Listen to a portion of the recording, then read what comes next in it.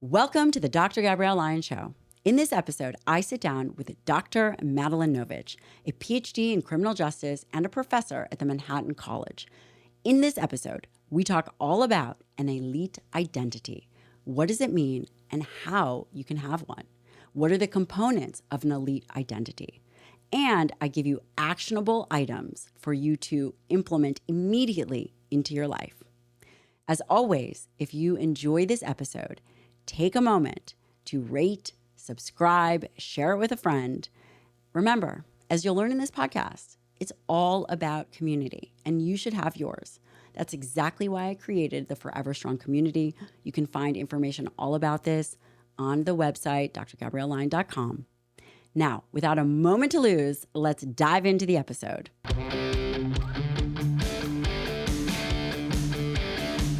Dr. Madeleine Novich, welcome to the podcast. Not only are you a PhD, a professor in criminology, but you're also my sister. Hi. Thank you for having me. Welcome to the podcast. I'm very excited to be here. Before we get into what it means to have an elite identity, tell us a little bit about your background. Well, I am a criminal justice professor in New York City. I teach at Manhattan College. I am also a mom of 3, and I live in New York City. It really quite incredible. You also did your undergraduate at Penn. I did my undergraduate and master's at Penn. That's right. I majored in Chinese and political science, and my master's is in criminology, and then went on for a fully funded ride to Rutgers School of Criminal Justice. Really extraordinary. And you're also very well published. I am. I have a number of publications on policing and their interactions with communities of color, and I've done a lot of work in this space. Yes. And today, we're going to talk about a lot of things. Yes. I really wanted to bring you on for a number of reasons. Number one, because you're brilliant, capable, and extraordinary in many ways. The listener is going to get a lot of value. The listener and the viewer is going to get really a lot of value. We're going to talk about something called, as you mentioned, an elite identity. And one of the things that we are going to discuss is how to be successful in this idea of having different identities. And this is going to tie into some of your work. So please help us out. Okay. So yes, I've done a little bit of work on how we navigate different identities. We as people have identities in terms of personal identity. We have a relationship identity, who we are in relation to other people, and who we are as a collective identity. But we really want to be successful in these different concentric circles, right? In our professional life, in our familial life, in our personal life. And it can be really overwhelming to have these different identities if we don't really hone them. Mm. And how, just for the sake of the conversation, how are we going to identify and define identity? Well, I think we can define and identify identity by looking at the 3 different types of identity. We have this personal identity, which is attributes that we identify as elements of our personality, our race, our gender. We can have relational identity, who we define ourselves in relation to our people around us, like we're mothers and we're fathers, and our collective identity, who we identify as part of larger groups, like the military or sports teams. So I think that can serve as a premise of our conversation. And when we think about, everybody listening, and I think everybody, for the most part, wants to really be the best version 100%. Of themselves. And in order to get there, we have to put in a framework for thinking about things and a framework for taking action. Absolutely. And that's why I really loved this conversation of identity, personal identity, relational identity, and collective identity, and the transitions that we all go through. Absolutely. I mean, there's life transitions going from being a medical student to a doctor, or a resident and then a doctor. Obviously, they're both the same thing. From being a military member to then civilian. Yeah. Being a non-parent to then a parent. Absolutely. Going from unemployed or from college to employed, right? So we are making identity shifts all the time. And it can be very challenging to know how to best navigate those new spaces. And I would say that if you don't, those are really the points of weakness. If we're unable to navigate these transition points, then, I mean, these are the times where people really go off track. Absolutely. And it's easy to, right? It's easy to not put in best practices because when you don't necessarily know what they are. Luckily, there is research and evidence to support some of these decisions, but also I think it's really important that it's never too late to change your best practices. And I think, as a criminal justice professor, something that we learn as we see the age crime curve, people sort of maximize or, commit their most amount of crime before the age of 25, because as research has shown, your prefrontal cortex and your amygdala don't finish developing then. And what's interesting is that's what's involved in decision making and impulse control, right? And so it's very easy to get off track when your impulse control and your ability to make really good decisions just hasn't been fully formed yet. So it's not your fault, right? So if you're coming at this and you're like, I'm late in the game, it's not your fault, I promise. That's really enlightening. The brain, so most crimes happen early on? Well, it's not that most crimes happen early on. It's just that the bulk of offending, or the vast majority of offenders, will do so before they're the age of 25. Why? Because of this prefrontal cortex, the ability for the amygdala to finish forming, for that impulse control, right? So, crime takes a variety of different forms, of course. You have drug-related crime, you have addiction-driven crime, you have all these different kinds of crime. And it's very interesting to watch a person who's involved in crime. Their trajectory really caps out often if they're what's called a adolescent limited, meaning it's really limited to their adolescence.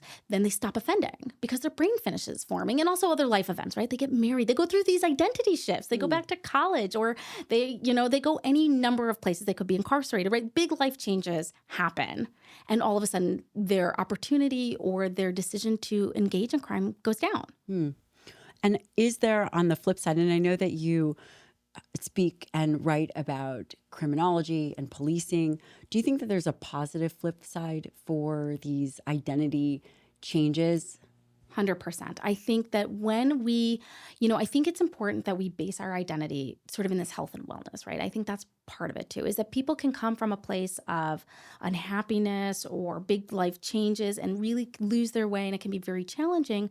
But to refocus these positive mechanisms and really come back to good decision making and a good development of an identity is so critical. And, I think we can both agree that this elite identity, one that is successful in different spaces and different changes, is going to be one that's based in health and strength, both physically and mentally. And it's how do we get there? Tell me, do you have the answer? I would like to know, how do we become elite in our identity from from a personal perspective? So, I don't have all the answers. You have a lot. You're a mom of three. And my sister, and I usually call you for everything. So, well, I think we can look at the way that we transition from, motherhood. I think is a really interesting transition, right? To go from a non-mother or a non-parent to a mother, and trying to navigate this new space and this new identity. And I think this is an interesting way because we do get lost. I think mothers particularly can get lost in the new demands, the lack of sleep, the energy loss. So, I mean, I do have some ideas, but I don't want to hear them. I can't wait to hear them. And, again, we both agree that the baseline of an elite identity is both grounded in strength and health and wellness, which is exactly why I wanted to bring you on, for a number of reasons, but especially as we begin to think about these three primary areas of life. We talk about family, which is arguably the most important. And it's very easy when we get wrapped up into an identity as I'm an entrepreneur, or I'm a professor, or I'm a professional. And I think that then challenges the family dynamic and this family identity. You had put some statistics in here as we were prepping for the podcast. 69% of Americans have kids. 15% don't have kids but want. And a large proportion of the people have kids. So there's a lot of people that are going to go through this identity shift from a singular person, as you point out, to a mother or caretaker, or a father or caretaker. Absolutely. And I think these are huge transitional changes as we look at someone who's going from only worrying about themselves or thinking about themselves. And parenthood is this, what we call this relational identity, right? They are now defining themselves, who they are in relation to somebody else. And it's their child often, right? And it is enormous amount of change. And I think you and I are both parents. You have 2 kids. I have 3 kids. What challenges did you face as a mother? This episode is brought to you by Maui Nui Venison. Maui Nui Venison is one of the best, finest tasting red meats on the planet. Maui Nui Venison is a mission-based food company. We love it. My kids love it, especially their little jerkies. By the way, not only do they use them as swords, but as snacks. And listen, that is a hard sell. Getting your kids to eat healthy, Maui Nui Venison does an amazing job. It is high in protein and low in fat, which again, depending on your macros, is amazing, and high in B vitamins, iron, all of the micronutrients, vitamins and minerals that we need. Not only that, you don't have to go anywhere. It will come straight to your door. That's right. Go to mauinuivenison.com. For your first order, you'll get 20% off. Amazing. Who doesn't like to save money? And the product is extraordinary. Go to mauinuivenison.com/lion roar, not that kind, LYON, and try it. You will love it. All right. Do you want to know what I drink in the morning that is a little bit salty and gives me a huge pick-me-up? Well, I'm going to tell you. And that is Element, chocolate Element. That's LMNT in my coffee. I brew a black cup of coffee with a shot of espresso, and then I put a scoop of collagen and a little bit of MCT oil in it, and 1/4 a packet of Element chocolate. Sometimes I use chocolate mint. I've also saved chocolate caramel. It's kind of this like chocolatey caramel. Amazing. So I get my caffeine, I get some collagen for, of course, hair, skin, and nails, and I get electrolytes in my coffee. Sodium, potassium, magnesium, all amazing. I have now created my own supercharged drink, which you can too. And by the way, this is a different way to take Element. That's a little packet of electrolytes. If you get headaches, maybe you get headaches with your caffeine because you dehydrate yourself, or maybe you get headaches because you sweat a lot while training, or maybe you just live in Texas where it's hot. And so you definitely sweat a lot. You definitely get headaches. And this is why I love to add electrolytes to what I'm drinking. And it can be coffee, it can be water.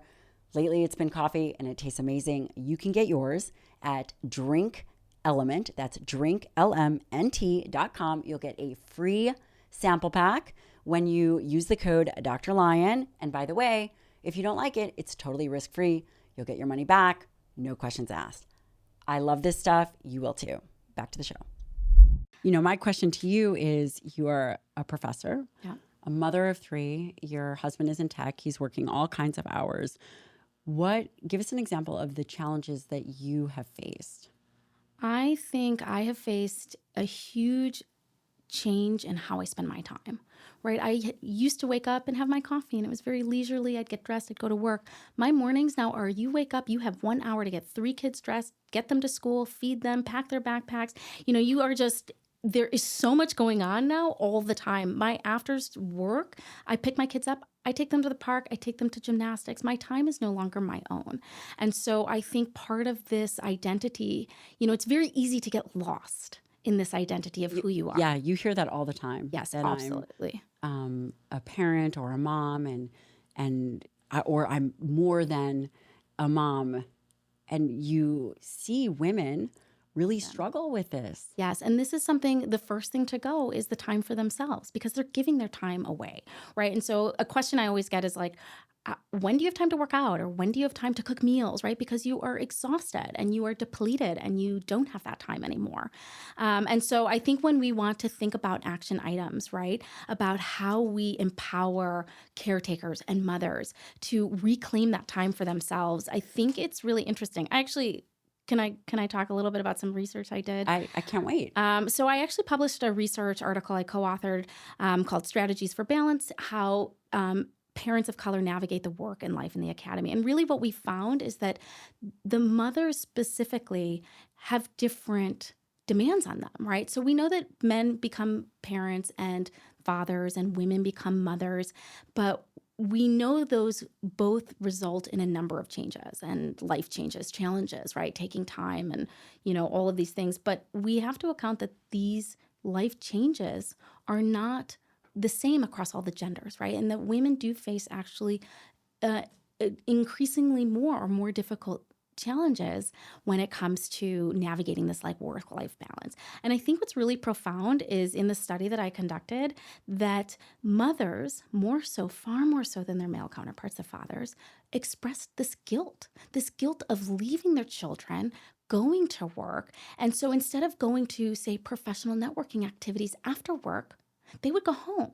And so you see them being systematically excluded from these professional building elements, right? And so when we think about identity, right, we think about the mother, how we can be successful as mothers, how we can be successful as professionals, how we can be successful in our personal life. But mothers are systematically disadvantaged in part by this guilt that they feel, in part of the demands, right? The demands on the children to the mothers, to the fathers are different. I don't know about your house, but my house, my kids are always asking for me. Like daddy will literally be on the couch next to all three of my children. I will be downstairs in my bedroom and they will come down and ask me for the glass of water, right? And that's just an example. So I think it's important to understand that there are gender differences and how we can best support people as they navigate that. And are there other challenges that you have faced? There's the time, the boundary challenges. Did you experience that? 100%, right? I give a lot to my kids and to a point where it's very hard to see when I need to take time for myself. And so I don't take time for myself, or I didn't for a very long time. Is it guilt or you just don't want to miss a moment? I know you obviously as my sister, and I also know you as a mother.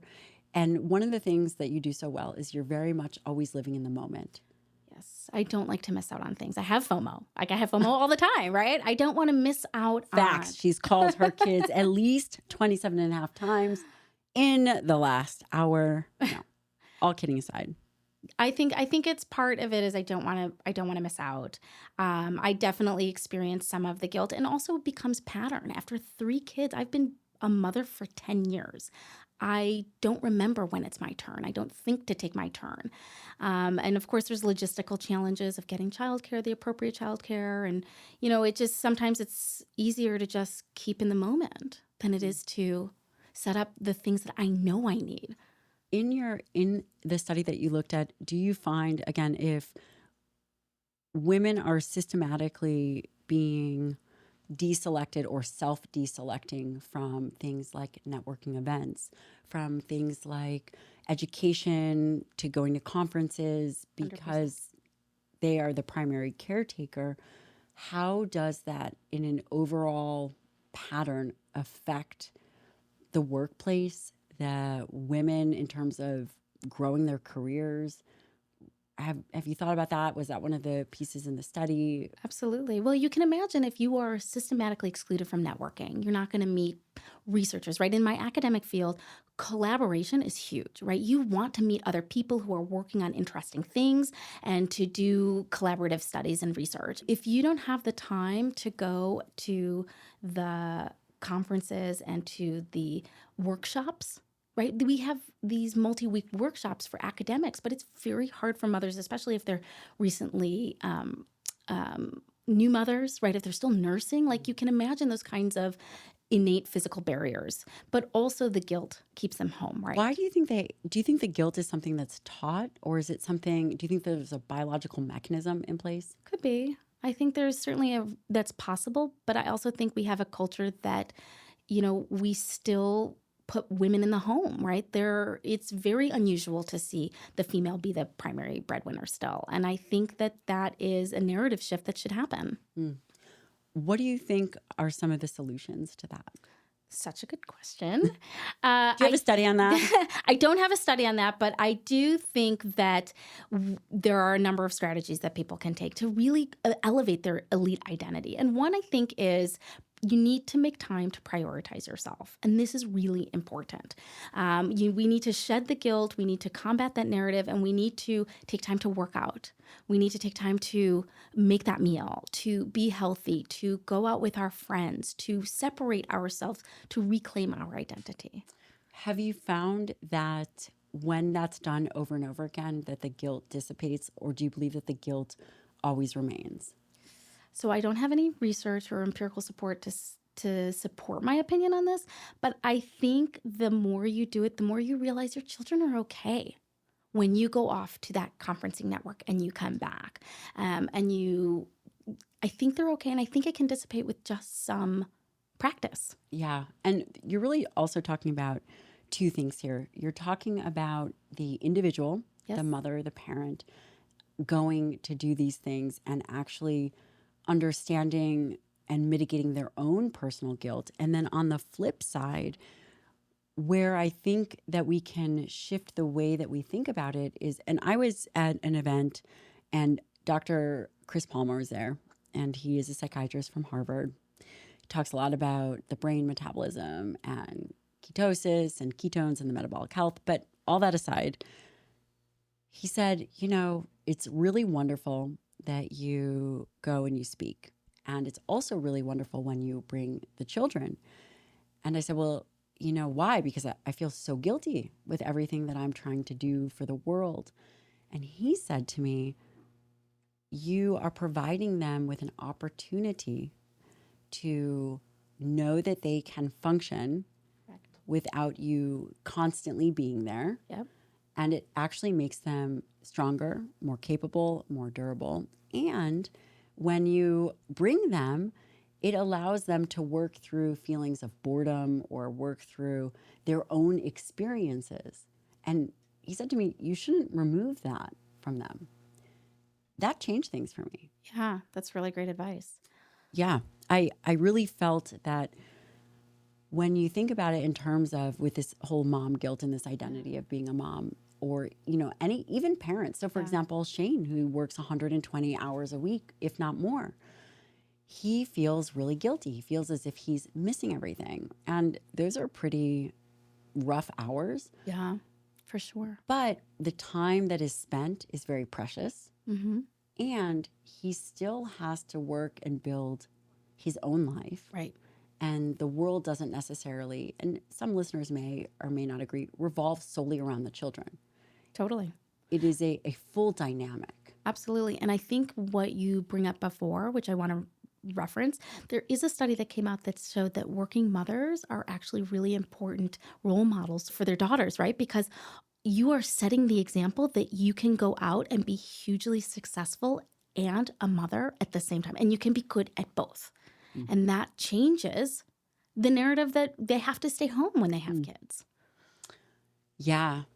It is certainly challenging. I think that if there are mothers listening here, I'm sure you've all experienced it. And just from a very practical standpoint, women that I take care of and, throughout the years, they say, well, I don't have time to work out because I'm going to miss this baseball game, or I want to have breakfast with my kids. There is a trade-off. That's true. Absolutely. I mean, there is a trade-off. For example, there are 3 days a week that I train in the morning, no matter what. Mm-hmm. Some of those times the kids will come with me. I always encourage them to come with me.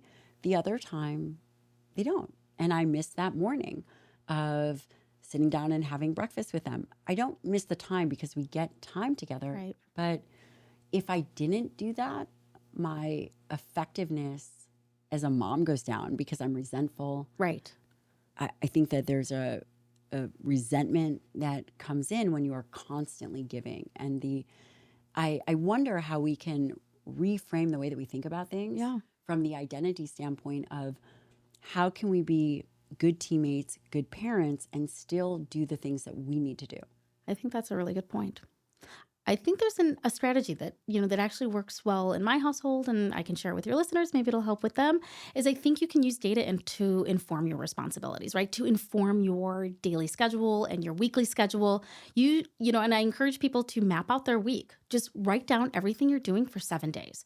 every time block, see where you can cut time, create efficiencies. Like today we were out working out and you brought your kids. You were both spending time with your kids and you were working out. And so, I think that it's really important to use data to look at how you can best schedule your week. Like what efficiencies can you carve out? But you can't just make it up. You actually need to take time to record what you're doing every day and and look analytically at your week. That's helpful. I don't know if you remember this, but again, I've known you for a really long time. Well, way back then.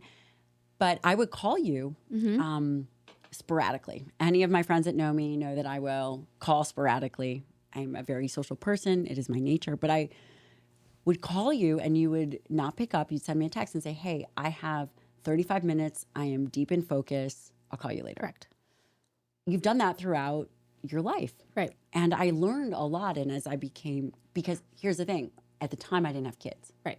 And I would think to myself, come on, she's not that busy. She can't really pick up the phone or she can really pick up the phone. Or what do you mean I'm going to talk to you at 10:30 on Thursday? Now, having 2 children, I recognize that having a structure, and Cal Newport talks a lot about this. He's written many great books, but I learned that from you. And not only that, you're incredibly efficient with your time. I am. The first recommendation that you're giving is map out what your week is like. Yes.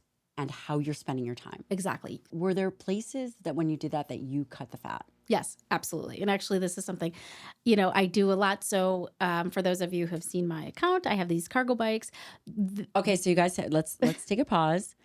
I was like, do not talk about the cargo bike, but please give her a follow at Cargo Bike Mama, MOMMA.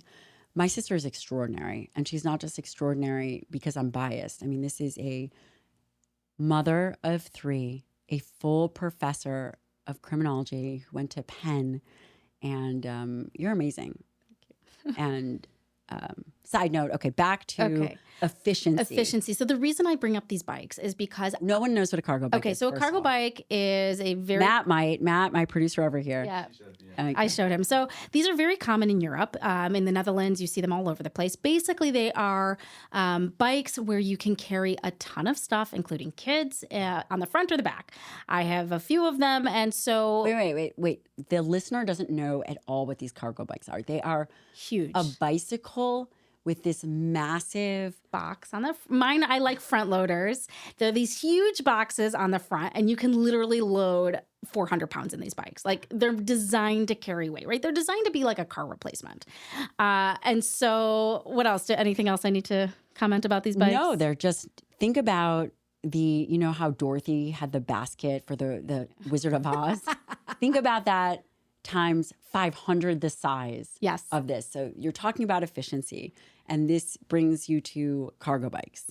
Exactly. And the whole reason why I even got these bikes, because I didn't bike. I don't know if you know this. Like, I literally didn't you bike. Don't drive, so you have to do something. I don't drive. I used to drive, but in New York, so I live in New York City, and traffic is awful. Traffic, parking, it's all awful. We take the subway, which is great, but like being a full-time working mom of 3, I have very little time to spare. I just don't have that time to spare. And so what I found is when we had spent the summer in the Netherlands, that by getting myself and my children and my groceries and everything around by bike, I would shave hours. I would just reclaim those hours back so that I could do something more meaningful instead of spending the time commuting. And so we got these bikes, and for example, from my home to my kid's doctor's appointment by subway or by bus, it would take 45 minutes. In these bikes, it's 15 minutes. And I can park in front, right? So embarrassing. You can't do that with a car in New York City. You can't do that in the subway in New York City. So that was like one of the things. And then of course the bikes became this way of being really efficient. I work out. Research shows that even with my e-bike enabled, it's a moderate workout. I am spending time with my children and I'm commuting. I am doing 3 things in one, and I'm getting to my destination faster than I would. So I think, again, I went through my schedule. I identified where I was wasting time, and most of my time was wasted in transit. What do you think other people could do? Let's say that they don't have access to a cargo bike. One of the things I'm hearing you say is it seems like commuting is a big problem for many people. Yes, Would you say, number one, mitigate that time if you definitely. can find a different way, Totally. possibly work part-time from home, maybe? And if you couldn't, if you had to commute, are there strategies that you would use that time for? So I think that, commuting can be viewed as an opportunity to be spending time with the people that you love. You can call people, you can listen to Fair. podcasts, you can, talk and connect with your children. Again, I use my commuting time as this multimodal way of engaging with my kids, as getting exercise and all these things. I do think that, one thing about sort of transitioning from a car to a car light, or like using these bikes as a mechanism, is it doesn't have to be 100%. Most people's travel is within 1 to 3 miles of their home. It's something that can be done easily. Foot, you could take a walk, by bike very easily. So I think is identifying, again, you're not going to know any of this until you start recording your own data. Yeah, it's really So helpful. yeah. What else? Again, prioritizing your self. Hmm. And by doing that, I think a lot of people don't know how to spend time with themselves. Yeah. I would say that I'm probably guilty of that. If you were to say, what are the things that you do to prioritize yourself? I'm not sure I could give you an answer. Any ideas? I do get a massage, and I have an amazing massage therapist, Kathy Kissner, and she'll come to my house. But I was terrible at actually scheduling the massages. Right. She was wonderful. She actually forced herself to say, I am coming over at this time. You better be there. And I was like, this is amazing. I mean, that might sound like a luxury, and it certainly is. I'm so grateful that she does it. But I would say that that's probably the only thing. And that's, I must get better at that, because I don't really even think about training as prioritizing oneself, but it is. Right. For But it people is. who do it more passively, or maybe it's not as Mm-hmm. central to their existence, it's a really important thing to prioritize. And it can be very easy. The more responsibilities you have, or the more identities you have. What do you mean by that? The more identities that you have? Like if you go from being a person to like a single person to being a mother and being a professional and being, say, if you do any sports or anything like that, you're taking on multiple identities, right? You're navigating these different spaces. And the more things that you take on, the more responsibilities or activities that you do, because you want to have this enriched life, the less time you have. And it can be really hard to do these things well. And so How do you say no? how do you say no? That's really about. Oh, yes. I went to this great talk by these 3 female CEOs. And they said, listen, all you have to do when someone asks you to do something and you don't want to do it, you say, I'm as scheduled as I prefer to be right now. I am as scheduled as I prefer to be right now. I'm going to start using that. I think it's great. You're not lying.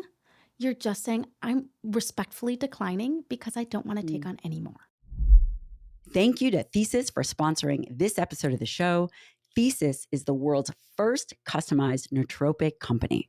I've mentioned this in the past. I only promote products that I use. These have been a game changer for me. Nootropics are nutrients found in nature or the human body. They enhance cognitive function. Who doesn't want more focus, more energy, or a better mood? I don't know one person who doesn't want more of those things. Many companies take a one-size-fits-all approach. What I love about Thesis, not only are their blends exceptional, but you can go to their website, which is takethesis.com. You'll take a quiz. They will then send you a starter kit with 4 different blend recommendations to try over the course of a month. This is personalized. Thesis also offers, are you ready for this? Free consultations with a wellness coach to optimize your experience and dial in on your favorite formulas. These products have absolutely been life-changing for me. These blends are blends you have never seen before. Go to takethesis.com/Dr. Lyon and you'll get 10% off your first box. Takethesis.com/Dr. Lyon. Take the quiz and you are on your way to more energy and more focus. Where can people also make up inefficiencies? I think they can make up inefficiencies by finding a mentor too, right? They don't have to reinvent the wheel. And I guarantee you somebody else has done something along the line or they have faced similar challenges. I did a little bit of research as well on this shifting identities from student veterans, right? Former military who left the military to become civilians, to become students. And one of the key takeaways was that they found that they felt very lost without having that mentor. And I think that's a takeaway we can apply to most places in our lives. Just to clarify what you're saying, transitions from the identity of being a active military individual, Correct. transitioning to then being a civilian. Transitions are the rockiest times. Transitioned from job to job, transitioning from non-parent to parent. Those transition points take people off track. And by the way, they are fully predictable. Transition points, you guys, are fully predictable. You know that there are going to be moments in life that you change, and these individuals will experience it as stressful. It is certainly unfamiliar. I think unfamiliarity breeds stress. I love the recommendation to link up with a mentor. I have a mentor. I mentor a handful of people. The other thing, and I'd love to hear your take from your research, is that the community of other individuals going through similar things, or again, someone that has done it, community matters. Absolutely. You aren't alone, right? Transitions can feel very scary and very isolating. And they're new for you, even though they're predictable, like you said, right? We all go through them. And what's great is there are people who have done this and done it successfully. And so I think finding a community, because you need also that support, right? There are going to be days where you are feeling awesome and there are going to be days where you feel really badly. And so you just want to find someone who can lift you up and elevate you. And I think that's a really important thing, is to surround yourself with people who really elevate you to help you craft that elite identity. That's wonderful advice, because again, none of us succeed alone. Correct. We all have people in our lives that hold us to a higher standard. When you think about elite identity, we can talk about health and wellness in its own domain, and then we can talk about it separately.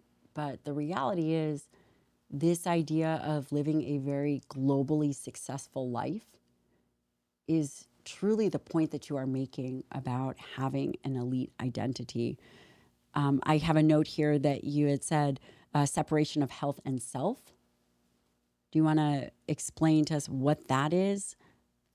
Well, I think it's really important to come up with strategies to prioritize your health, right? And sometimes that can mean taking away to not sacrifice, but to make decisions that I'm not going to do certain things today because I want to prioritize my health and I want to and prioritize my mental health. And so I think that was something that was very important for me to consider, is that I need to prioritize my health, because without having a healthy identity, all of your other identities are going to be impacted, as well as your concentric circles of family, professional life, and familial life, right? If you're not healthy, the people around you aren't going to be healthy and you're not going to make healthy decisions. So I just think it's really important to prioritize and separate that what you're doing every day sometimes needs to be not sacrificed, but shifted so that you can focus on what really sets a foundation. What is it? What do you mean by concentric circles? So I view the different elements of our lives as concentric circles. We have our professional circle, we have our family circle, and we have our personal circle.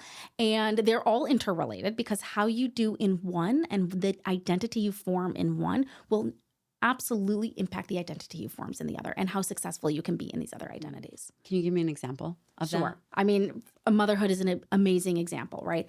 My family life, if I am very busy and I can't disentangle my motherhood identity, then I won't go to that networking event. And that's going to impact my professional identity. The other, again, we talked about these three types of identity. We've covered personal identity.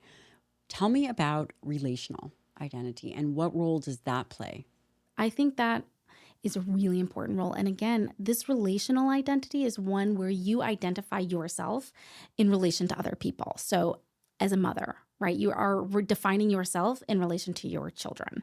And so I think it's very important that we recognize that other people around us impact how we view ourselves and how we act on a day-to-day basis. Do you think it's meaningful to change the language? Let me give you an example. Earlier in our conversation, I said, I'm a very social person. I'm identifying myself as a very social person. Do you think having words and frameworks like that can hinder the way in which I navigate, the way in which I think about things, or as long as it's something positive, it's irrelevant? I think having a clearly fleshed out identity is important. So we want to use positive language, but negative, there are elements of our identity that can be negative too, right? You can feel down or you can feel depressed. You can have those parts of your identity and they create you as a whole. No person is wholly a positive person, right? We have dark corners. I don't know.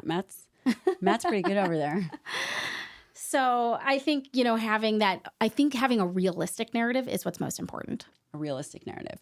And do you have solutions for ways in which an individual could navigate the relational identity? Do you think that there's pitfalls or downfalls that people should look out for? Healthy boundaries, absolutely. Like, again, how we identify as a partner, right, as a spouse is also really important. And we want to make sure that we are having a healthy relationship. Again, this all goes back to this health and wellness. We want to have these healthy relationships. We want to have these healthy interactions. And you're talking about health from two sides of the same coin. Correct. You're Mental saying, health. yeah, what you're really talking about here is, so there's the physical health. Yes. But what I'm hearing you say is you're actually talking about the mental health component to it. Absolutely. Do you think that there are ways in which someone could identify that they potentially are not living up to a certain standard from a relational standpoint? It's a really good question. I think so. I think we can see that in relationships that aren't fulfilling or where we feel like we're needing more or we're not prioritizing elements of ourselves, where we lose our identity with that other person. I haven't done research firsthand, but I've done a lot of studying about, domestic violence, right? And so when you identify the signs of domestic violence, it can be really important. I'm really glad that you brought that up. One of the courses that you teach as a professor is ethics. I teach criminal justice ethics, but I also teach gender crime and justice, right? And so I think it's very important to identify that we have morality and we have, where am I going with this? I mean, morality is really interesting. Just the idea of, would you define that as how you do right and wrong? Yes, how you do right and wrong. And that can be innate. It can also be learned and it can be cultivated. And the reason I brought that up, the ethics component, because when you talk about relationship identity, again, what we really are, the goal of this podcast is twofold. Number one, to really think about how do we raise ourselves to the standard of an elite identity? Yes. And what we've covered so far is primarily the personal identity and where there may be pitfalls of that. Again, you and I are speaking on behalf of motherhood and mothers. I can't tell you how many women that I interface with that say some of the things that you've brought up. Even my own self, I have a ton of mom guilt. There's lots of things that I've had to work through. And then the second component, so there's that component, is this elite identity. The other part of this podcast is I do want to talk about childhood, raising healthy children. Yes. And again, I think it all ties into how we can be the best version of oneself. But the relational identity, the reason I brought up ethics is because we have to think, how do we interface with other people? Are we a honorable spouse? Are we doing things that are disingenuine to how we treat a friend? Yes. And how that all falls into suboptimal behavior, suboptimal performance, and really kind of erodes the best version of oneself. Where else in terms of relationship identity? And by the way, do we know when these identities form? No, I don't know, actually. It must start really, really early. I imagine. Are there other things that you would say how someone could really foster a healthy relational identity, you talked about boundaries. Yes. Give me some examples of that. So it's actually funny. I want to talk about something. Please. I want to talk about something else because I just thought about it. So my husband and I, we have a really amazing and healthy relationship. And I realized we do things that might be a little different or kind of strange when we think about like relational identity, but we basically have alignment meetings. So my husband Alignment meeting. alignment meetings. Yeah. So we'll talk about We need one of those. Matt, do you need that? I need that. An alignment alignment meeting where we DDC. Okay. We debate. What is a DDC? We go through these. So one thing that I think is really important is like when you're building these relational identities and you want to have the best version of yourself, it's communication and alignment with your spouse is like number one. And so one of the things that we do is we DDC, we debate. We decide together and we commit to that decision. So he can't go back. I can't go back on him and be like, well, we made this decision. You made this decision and I'm mad at you, right? It was like, no, we debated it. We decided together and we committed to the outcome, no matter whether it's a good outcome or bad outcome. DDC. It's debate, decide, and commit. Yeah. Friends, we should all be doing this. We should all be doing this. And then you have alignment meetings with your partner. What happens there? Well, if you are misaligned on really fundamental things, like how you manage money or how you choose to go about transportation or how you choose to spend your summers or whatever big critical things in your lives with your partner should be done through alignment meetings. Amazing. Best podcast ever. Alignment meetings, DDC. What would DDC do? Do you have anything else there? Because that's great. I mean, I don't think it gets better than an alignment meeting because now we're thinking about these three interlocking circles of personal identity, relational, where you show up in a relationship. What about these boundaries that you talk about? I think boundaries are really important to carving out time for yourself, identifying where you can be focusing on yourself and your career. And again, letting go of shedding this guilt that you can't do it all because you can set boundaries and it's really healthy to do so. Where I take care of patients. And while we talk about blood work, we talk about a number of things, being a physician is a sacred privilege. And I don't know, in the 1800s, probably before that, the physician wasn't just about you broke your leg. It wasn't transactional. They were advisors. They were confidants. They were someone who was critical in that person's life. And one of the things that I think really becomes important is that I hear a lot of behind the scenes things that happen to people because how they show up in the world and what they're going through from a relationship standpoint affects their health. Period. End of story. When they are in a new loving relationship, you better believe that I am telling you trends over time. I see improvements in blood work. Patients lose weight. Their blood pressure is better. It's extraordinary.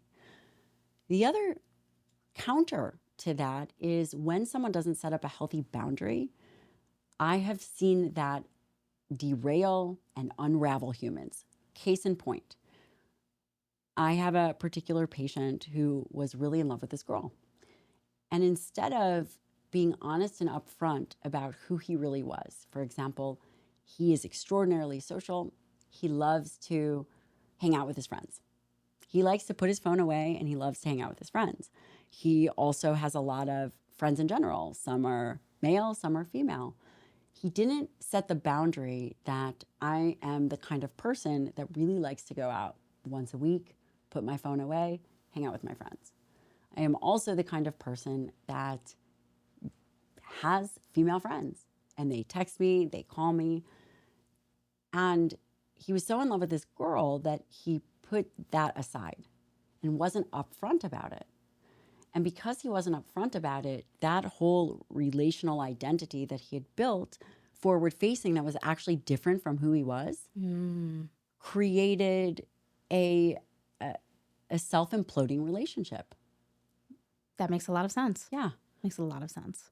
The way that I see it, when you set up a healthy relationship identity or relational identity is definitely knowing who you are and putting that forward so that it's not confusing for the person and then the other person. Agree. And this is where I think about love languages. Yes. You guys might think that I'm being silly, but love languages, we should actually take the word love out of it, and it should be relational language. Agreed. How do you feel safe and connected? Are you someone who is an active service person? Are you a quality time? Are you a physical contact person? That would be weird if you're like always hugging your friends. So maybe we'll keep it as the love language, but very tactile, etc.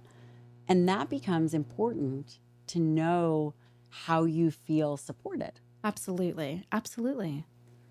The third type of identity is this collective identity. Yes. I would love to hear, and I think that you have a lot of gems to share, especially because of social media, or gangs.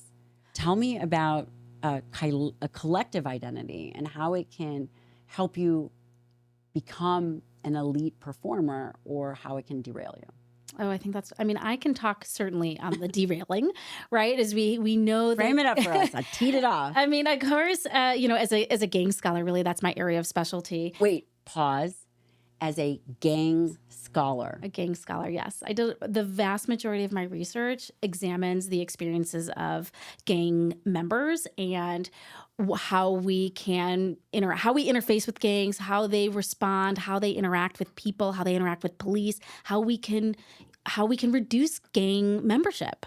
So I do have a lot of, research, and I've done certainly some research about how gang activity, and this is certainly a collective identity, can create, increased likelihood of delinquency, right? So when you're talking about gang scholarship or you're talking about gang behavior, we study, young men and young women, and we compare them to non-gang counterparts, right? The young men of the similar backgrounds and the same ages, and whether they're in a gang, and if they're not, like their levels of delinquency.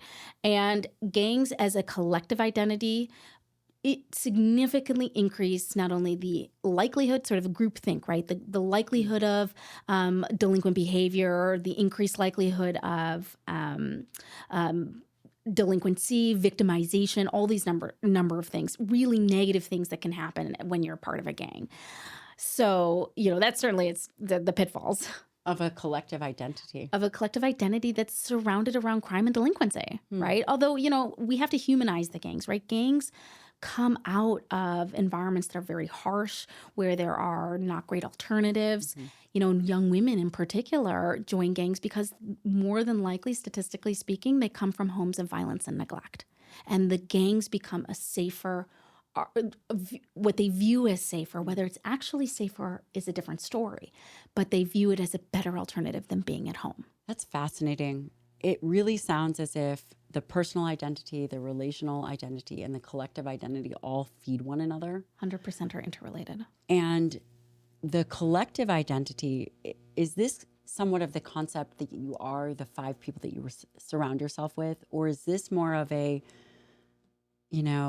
I am thinking about things in the way, and I'm just going to give an example. I am thinking about things the way a carnivore, so if it's a nutrition group, Sure. a carnivore or keto collective identity, or even whether you are Republican or Democratic, are these examples of all big think? Yes, absolutely. And they're collective identities. One thing that's really interesting is when you have groups of people together, the way and value structures can shift and change because you are reinforcing, and establishing these value structures. Then what can happen, especially in like subculture, is they change, right? What you view as acceptable behavior can shift from the normative or what you maybe were grown up to believe was the right behavior. Give me an example. I can think about this in terms of gang behavior, Please right? do. So Certainly. let's say you have someone who is not gang involved necessarily, but has an exposure to gangs, ends up joining a gang, and originally wasn't interested in, say, drug dealing, right? Which is a very common activity that can be part of a gang. What I'm hearing that's so fascinating is that the behaviors that would be considered just outlandish for some people there is a normalization Yeah, exactly. that happens. Exactly. And so drug dealing can be very common and very normative, or fighting. Like, hey, what did you do today? Well, I Sold a whole bunch of weed, or I've sold a whole bunch of stuff in Yeah. the corner. Totally normal. How much money did you make? Like, that's what they care about, right? So I think it's very interesting too when you think about these value structure shifting. Same with violence, right? Gang members value, like their value is in strength and shows of force and beating people up, and like, they don't do it all the time, but like showing that they can hold their own in a fight. That's a very different normal, value structure from, non-gang involved people. Let's talk about protein, specifically First Form's natural whey protein, Formula One. People ask me all the time what kind of protein powder I use, what kind of protein powder I recommend. Formula One makes many different kinds of protein powders, different flavors. A natural one, you pick it. It mixes amazing. It makes it extremely easy to get your protein in. And really, it's a whey protein isolate. So you're getting the majority of your calories from protein in the shake. Tastes great, super easy to travel with, great breakfast, dinner, maybe even lunch, whatever you need. It's got you covered, and it has all the amino acids necessary, will help improve body composition, muscle mass, all the things that protein does. And by the way, when do you need protein? Well, you need it every day. And that's why I love First Form's protein powder, their Formula One. Go to firstform.com/Dr. Lyon. That's firstform.com/Dr. Lyon. Have you done your blood work? If you haven't, I have a solution for you, and that is one of the sponsors of the show, Inside Tracker. Why is blood work so important? Well, I use Inside Tracker. My friends use Inside Tracker. Also, my parents use Inside Tracker. Inside Tracker makes getting blood work very easy and user-friendly. They have an amazing interface. You can check it out on your phone. You can check it out on the desktop, which, hopefully you're using a small one. Inside Tracker allows you to look at really important biomarkers like hormones, iron, thyroid, insulin. The list goes on. ApoB. It never stops. And by the way, if you are a professional and you have clients, Inside Tracker also has a pro platform. Amazing. I really feel that Inside Tracker has revolutionized healthcare. And listen, blood work can be expensive, but it doesn't have to be. Inside Tracker is offering my listeners 10% off anything on the store, anything as it relates to subscriptions, 10% off. Go to insidetracker.com, like inside tracking your body. Use the code Dr. Lyon, and do not wait. If you are due for your blood work, give this a shot. It's extremely valuable. Back to the show. Do you think that people, are there certain personalities? I know that this isn't exactly what we're talking about, and you might not know the answer to this, but again, the goal of the conversation is an elite identity. Yes. Is that how can you then shift from I'll use the term weaker or less optimized identity to something that truly is something that you can strive for and be proud of? Are there certain personalities or certain character traits or certain environments growing up that would leave someone vulnerable to collective think in general? Or is it human nature to buy into a group think? So I think that's a multifaceted question. I think there's certainly, for some people, there is research to show that there is, biological behaviors like antisocial personality disorder, right? Things like that, where you may be more inclined to join a gang. But a lot of it too is the environment, right? So like not everybody is starting at the same playing field, right? So you have people who come from violence and neglectful homes, and they're just not at the same starting point as someone who comes from, affluence. And we can't treat everybody the same, right? It's not fair to them. So I think that's a really important element of crafting an identity. How can someone optimize this idea of collective think? Where do you see the benefit? How could someone, if they were just evaluating their time, evaluating their network, evaluating the space and the domains in which they live in, how could someone optimize this collective identity? I think by joining groups that share the values that you want to have, right? So I think, maybe a terrible example is my son's a competitive chess player. He does his best when Hey, Jack. when he is with his chess playing friends, right? They are thinking analytically. They're leveling each other up. So I think you can really harness if you join networks or groups that really level you up. And you might have some good examples or some ideas of some of those Certainly. groups. That's why we actually created the community. We created a Forever Strong community for exactly that. And I haven't actually released it, but I created a creed for them. Are you sharing that creed or not yet? I'm not going to share it yet, but we created a creed that, again, holds people to a high standard within themselves. We have 5 main pillars, and that's actually why I created the Forever Strong community. It's amazing. I mean, because I wanted to create an atmosphere that cultivates people and ways of thinking about things that are ultimately beneficial, that are supportive, that are positive, that value hard work, that value discipline, that's amazing. and allowing people to do it collectively. And can anyone join? Yeah, yes. In fact, I'll put you in the group. Amazing. So I think like a group like that would be amazing, especially for people who have lost their way or feel like they really need to surround themselves with people who can push them to the next level. Yeah. And I think that brings up a really good point. People have to know where they're vulnerable. Yeah. And if you are and the points of vulnerability are always big transitions. Yeah.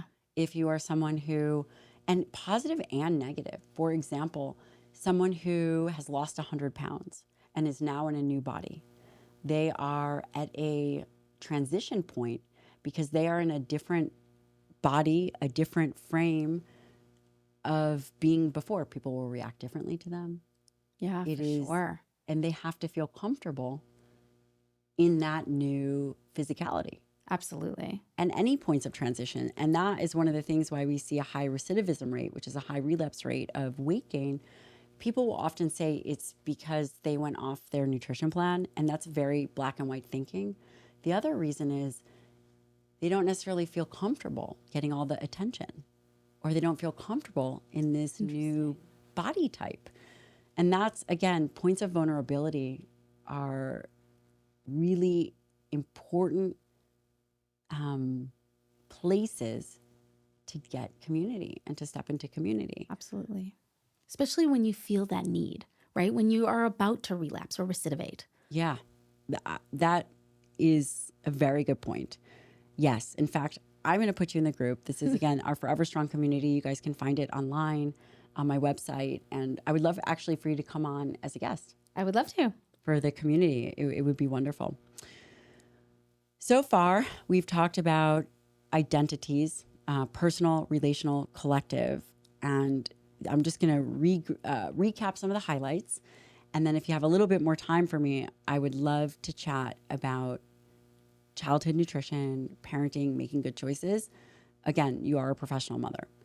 Personal identity, that is really questioning where you are and recognizing if there are outside narratives that are influencing that. For example, mothers and mom guilt. There are many other examples of that. But again, personal identity, the big thing is taking time for yourself, doing the things that matter, and really managing your health and wellness. Absolutely. The second thing is relational identity. And that comes into play having a very good dynamic. And the big takeaway that I got was structure, DDC, debate, decide, and commit. Yeah. And what that does is it places a structure and a way in which you can then relate to the other person with certain rules. For example, you can't go back and fight about it. Right. And also, actually with personal identity, there's one more thing, is that looking at your schedule. We talked about health and wellness, but you have to look at your schedule to then deploy these tactics. Relational identity is creating a framework for the zone of operation within a household, within a friendship. The other point to relationship identity is understanding boundaries. Absolutely. Being truthful and upfront with who you are so that people can know what to expect. And then the other component to that is understanding the, quote, love language, the communication language. Yes. What do we call it? The relationship language, whether you are act of service, quality time. I forgot gifts. I like gifts. And then the third piece is the collective identity. The collective identity is understanding where you fit into groupthink. And really what I'm hearing, the big part of that is getting support, is finding a group and identifying with a larger group that holds to your standard and your values and that is supportive. That's a beautiful way of recapping it. Yeah. And there's action items for each of those. Yes, I agree. Now, I would like to just spend maybe 10 minutes talking about children, childhood nutrition, and doing things that are very valuable at the home front. Because again, this is some of the questions that I get asked all the time, and where you really specialize and are very attuned to is behavior patterns. You had mentioned early on that the prefrontal cortex is not fully formed, that a large portion of crime happens before the age of 25. This makes me think that we can do things from a very young age to instill good habits and instill good nutrition. I'd love to hear some of your thoughts on that. Absolutely. Well, I think the number one thing for parents is to model the behavior they want their children to have. There is learning theory happening all the time around people, around you, your kids are watching you. What you eat is what they eat. What you do is what they do, right? I was watching you this afternoon, sister. You were working out and your kids were working out, right? So I think the number one action item for helping families establish good and healthy behavior patterns is for the parents to do it themselves. How to become an elite family. Yeah. Have good habits. Have great habits. And that includes physical fitness. It includes eating habits. It includes the conversation habits. Like I was explaining, we do kind of a DDC around the table every night in my family. We do, the rose and thorn, right? And so my kids have come to expect that I am going to be checking in with the best thing that happened to them in the day and the worst thing that happened with them in the day. And that's just a mechanism of communication. And establishing what that does is it establishes open lines of communication very early. It's very valuable. Yes. What about nutrition? And I just want to highlight this because I'm kind of setting this up. But for example, omega-3 fatty acids. Yes. Very important, I think, for child development brains. My son has ADHD, and we found after doing research that omega-3s could help with that. And so we do a high protein diet. Take the Lyon protocol. I'm not going to lie. We also grew up. I mean, these are things that you and we grew up like this. Absolutely. We grew up in a very healthy household, and there were things that both our parents modeled. Absolutely. Healthy eating. Mom always worked out. Grandma worked out. Our dad was really fit. It was just something we mimicked as well. We weren't ever the type to just sit around and, eat a bag of cookies or whatever. That just wasn't what we saw. It wasn't what we knew. Mm-hmm. From the research that you have done on ADHD and children, you found that omega-3 fatty acids influence that? I think it could help with brain function. And there's actually some criminal justice research that also talks about this, which was they gave omega-3s to inmates in Pennsylvania. Dr. Adrian Rain out of the University of Pennsylvania was one of my faculty members. And he started giving omega-3s to prisoners. They did a randomized control trial where they would give some inmates the diet as normal, and they gave some inmates omega-3 supplements, and they found a decline in impulsivity. They were calmer. It wasn't huge, but it was a statistically significant difference in behavior. And so when we were doing research for ADHD medication, and it was during a time when we couldn't get medication, there was a worldwide shortage, and it was really difficult. We looked at every alternative we could. And so we did the omega-3s. Are there any other nutritional tips or advice or anything that you've come across in your research, again, with brain function and impacting behavior that you would care to mention? I don't think so. I think just focus on, again, trying to limit, refined sugars, have a lot of omega-3s in your diet, fish, that kind of thing. Well, Dr. Madeleine Novich, thank you so much for being a guest. This is a very enlightening and meaningful conversation. Where can people find you? Well, they can find me, of course, on Instagram at Cargo Bike Mama, MOMMA. And I have a newsletter, www.cargobikemama.com, where I send out recipes and all kinds of different ways of maximizing your life. Thank you so much for being a guest. We will link all of those below, and Well done. Thank you so much for having me, sister.